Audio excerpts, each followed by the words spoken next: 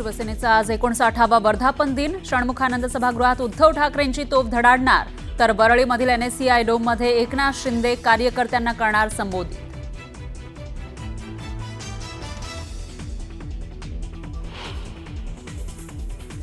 वर्धापन दिनाचा कार्यक्रम संपल्यावर शिवसेनेच्या मंत्र्यांची वरळीमध्येच होणार बैठक. मंत्र्यांना दिलेल्या जिल्ह्यांच्या जबाबदारीचा शिंदे घेणार आढावा, तर मनपा निवडणुकीच्या पार्श्वभूमीवर बैठकीला महत्त्व.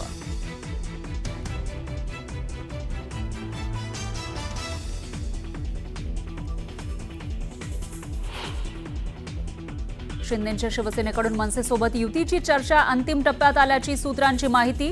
चर्चा पूर्णत्वाला नेण्यासाठी एकनाथ शिंदेंकडून राज ठाकरेंना लवकरच स्नेहभोजनासाठी निमंत्रण पाठवलं जाणार, सूत्रांची माहिती.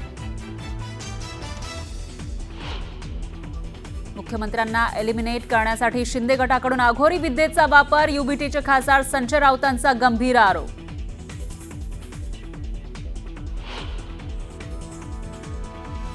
राणेबंधूंमध्ये शीतयुद्ध सुरू, नितेश राणेंकडून व्हॉट्सअप स्क्रीनशॉट शेअर करत कार्यकर्त्याला धमकावल्याचा आरोप, तर निलेश राणेंना दिली मित्रपक्ष असल्याची आठवण करू.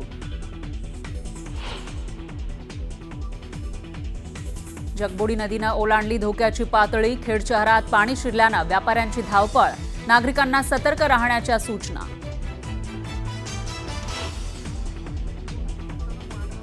नाशिकमध्ये सकाळपासून पावसाचा हाहाकार, गोदावरी नदीपात्रामध्ये बुडाली कार बाहेर काढण्याचे प्रयत्न सुरू.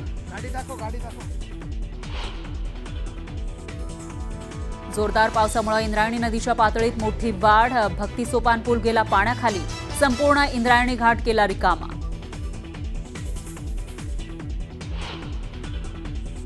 पुणे जिल्ह्याच्या मुळशी तालुक्यामध्ये जोरदार पाऊस, घोटावडे फाट्याहून हिंजवडीकडे जाणाऱ्या रस्त्यावर पाणी, रस्त्याला ओढ्याचं स्वरूप आल्यानं वाहन चालकांची कसरत.